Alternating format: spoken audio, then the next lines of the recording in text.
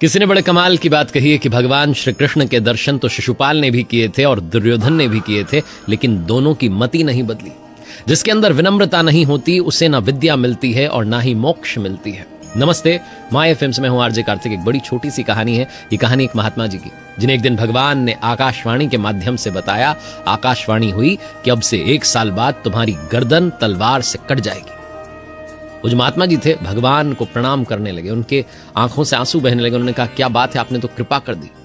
मेरे मरने की तिथि, मेरे मरने का दिन 1 साल पहले ही बता दिया। भगवान, अब तो मैं रोजाना आपका नाम जपूंगा और ज्यादा नाम जपूंगा और तल्लीनता से नाम जपूंगा, आपका सुमिरन करूंगा हृदय से।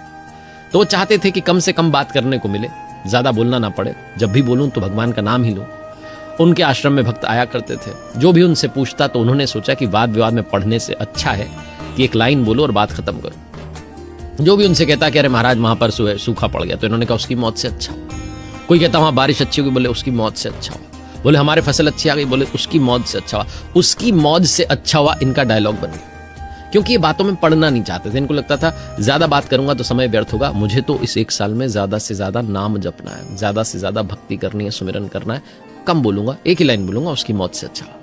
इनका एक भक्त था जो बार बार जो है इनके दर्शन के लिए आता था, प्रतिदिन इनकी सेवा में आता था और बड़ी तल्लीनता से जो है इनकी भक्ति करता था। एक दिन वो जो भक्त था उसने आकर के इनसे कहा कि महात्मा जी, मेरा बेटा आज सुबह बीमार पड़ा और दोपहर होते होते उसकी जान चली गई। जैसे ही इन्हें ये सुनने को मिला, अंदर तो दुख हुआ, लेकिन आदेश था, यही बोलते थे। भगवान ने जो कह दिया उसी को ही फॉलो कर रहे थे, तो बोल दिया उसकी मौत से अच्छा।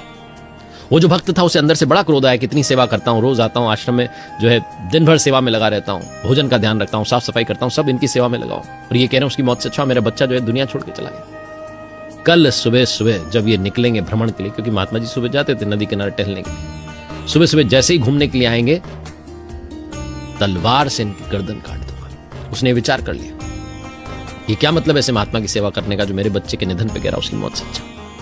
सुबह सुबह झाड़ी में जाकर के छुप करके बैठ गया, तलवार लेकर के प्रतीक्षा करने लगा कि महात्मा जी कब आएंगे। महात्मा जी निकले टहलने के लिए, थोड़ा सा आगे बढ़े ही थे अपने आश्रम से कि एक बड़ी सी कील जो है उनके पैर में चुभ गई, और कील जो थी पूरे पैर से आर पार हो गई, नीचे से घुसी ऊपर निकल गई, खून ही खून बह रहा है। महात्मा जी को लगा ये क्या हो गया, दर्द से कराहने लगे, हे भगवान ये क्या हुआ, बोलने लगे। वो जो भक्त था जो छुप करके बैठा था उसने कहा, अरे बाप रे, महात्मा जी को क्या हो गया। अंदर तो दया भाव था ही, गुस्सा आ रहा था, लेकिन अंदर तो दया थी। उसने कहा जाकर के पूछता हूं, और अब पूछता हूं कि कैसा हुआ, अब देखते हैं उसकी मौत से कैसा हुआ। गया वो भक्त जाकर के बोला, महाराज ये क्या हो गया, आपके पैर में कील जो आर पार हो गई, अब क्या होगा। महाराज ने कहा, महात्मा जी ने कह रहे बेटा उसकी मौत से अच्छा हुआ। उस भक्ति ने कहा, कहां अच्छा हुआ, आप टिटनेस का इंजेक्शन लेगा, आपके हाल बेहाल हो जाएंगे, पैर काटना पड़ सकता है। उन महात्मा जी ने कहा, नहीं बेटा तुम नहीं समझोगे, आज से 1 साल पहले मुझे आकाशवाणी हुई थी कि 1 साल बाद गर्दन से तुम्हारी तलवार कटेगी, आज ही का वो दिन है। ये जो कील आर पार हुई है परमात्मा ने उसकी मौत से अच्छा कर दिया।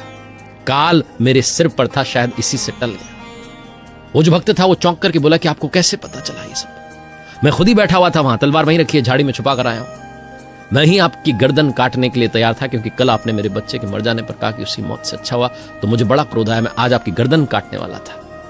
महात्मा जी ने कहा, बेटा देखो वो तुम नहीं थे, वो काल था, तुम्हारी तो हिम्मत भी नहीं है कि मुझे छू सको।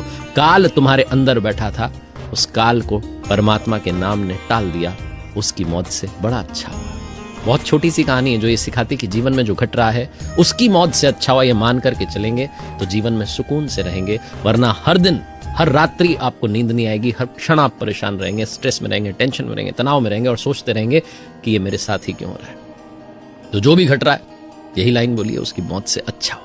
एक बार फिर से वही बात अक्सर आपसे कहता हूं, कर दिखाओ कुछ ऐसा कि दुनिया करना चाहे आपके जैसा।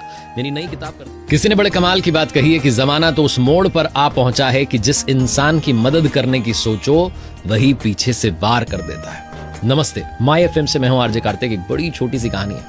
एक बच्चा अपने घर से दूसरी कॉलोनी में ट्यूशन पढ़ने के लिए जाता था, 12 साल का बच्चा। शाम के समय वो निकला था ट्यूशन पढ़ने के लिए, तब इसने देखा कि उनकी कॉलोनी में एक नई दुकान खुली। वो जो शॉप थी वो पेट शॉप थी। वहां पर बोर्ड लगा हुआ था, पपीज फॉर सेल, यानी कि जो कुत्ते के बच्चे हैं वो बिक्री के लिए वहां पर रखे हुए थे। वो जो बच्चा था एक्साइटेड होकर के, उसे पपीज बड़े पसंद है, वो चला गया शॉप में अंदर, धीरे धीरे चढ़ के जो है दुकान की सीढ़ियां, और जाकर के शॉपकीपर से बात करने लगा कि अंकल क्या प्राइस है। तो वो बताने लगा दुकानदार कि बेटा 2000 रुपये से शुरू है और 10,000 तक, 15,000 तक, अलग अलग ब्रीड के अलग अलग पपीज की रेट है। बच्चा बड़ा एक्साइटेड हुआ, उसके पास में 100 रुपीज़ का एक नोट रखा था। उसने कहा अंकल ये 100 रुपये ले लो, मुझे पपीज़ के साथ में थोड़ी देर खेलना है।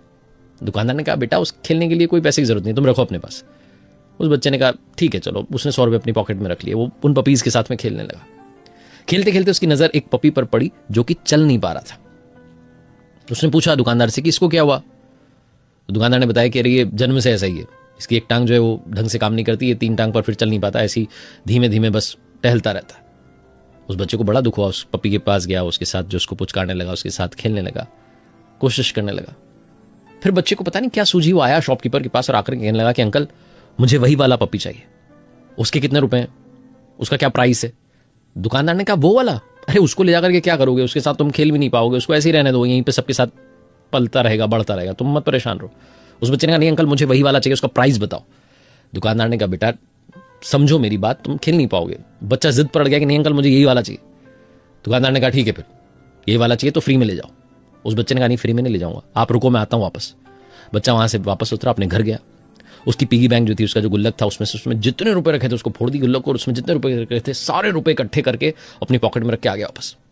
और ला करके उसने सारे रुपए जो है काउंटर पर रख दिए दुकानदार के सामने। कहने लगा अंकल आप काउंट कर लो, 2000 रुपये में जितने भी कम है ना मैं सारे पैसे ला के दे दूंगा, लेकिन मुझे 2000 रुपये में ही ये वाला पपी चाहिए। दुकानदार ने कहा बेटा इसके 2000 रुपये क्यों दे रहे हो, मैं कह रहा हूं ना इसको तुम ले जाओ, फ्री में ले जाओ, इतना ही तुम्हारा मन है तो ले जाओ, कि किसी काम का नहीं है, तुम समझ नहीं रहे हो। वो बच्चा रुआसा हो गया, उसने कहा अंकल ऐसी बात बोल दी ना आपने कि अब मेरा दिल जो है बहुत दर्द कर रहा है, मुझे बहुत रोना आ रहा है। उस बच्चे ने अपनी पैंट को थोड़ा सा ऊपर किया और बताया कि उसकी जो लेफ्ट वाली लेग थी, नहीं भेजा, मेरे घर में तो नहीं बोला किसी को कि ले जाओ इसको, ऐसे ही ले जाओ, किसी काम का नहीं। इस दुनिया में हर कोई ना अनमोल होता है, ये तो आप इनके पैसे लगा देते हो, पैसे आपने सेट किए हुए हैं, सबका प्राइस है। अब इसलिए मैं आप इसको ना इस वाले पपी को सबसे अलग मान रहे हो, लेकिन मेरे लिए यही सबसे कीमती है।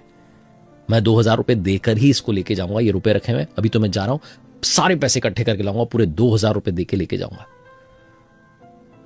जो शॉपकीपर था वो भी इमोशनल हो गया, उसने बोला बेटा तुमने मेरी आंखें खोल दी, मुझे लाइफ का मतलब समझा दिया। हम में से बहुत सारे लोग लाइफ में वैल्यू ही नहीं करते, समझते नहीं है कि जो इस धरती पर आया सब अनमोल है। उस दुकानदार ने कहा बेटा तुम्हारे पैसे मैंने एक्सेप्ट कर लिए, बच जाए पैसे तो दे जाना, अभी तो तुम इस पपी को ले जाओ, मुझे पता है तुम्हारी असली खुशी अब इसी के साथ है।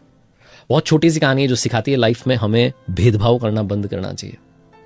ऊपर वाले की हम सब संतानें हैं, हम सब अनमोल हैं। जो डिस्क्रिमिनेशन करते हैं उसकी वजह से ही बहुत सारी खाई जो है वो बनती चली जाती है। छोटी सी कहानी बस यही समझाती है कि हम सब अनमोल हैं।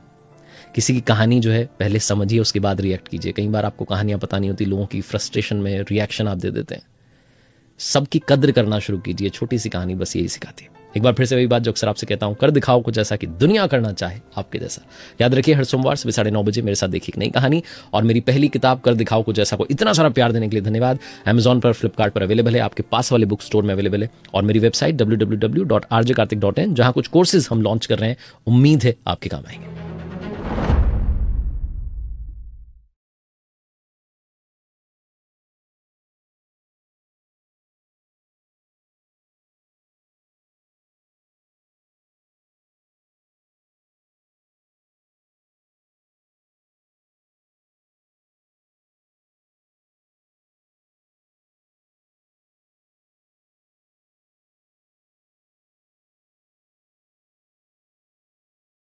नमस्कार दोस्तों, हमें वीडियो देखने के लिए आपका बहुत बहुत धन्यवाद। अगर आपको ये वीडियो पसंद आया हो तो वीडियो को लाइक जरूर करें, और ऐसे ही मजेदार वीडियो देखने के लिए हमारे चैनल को सब्सक्राइब जरूर करें। मिलते हैं।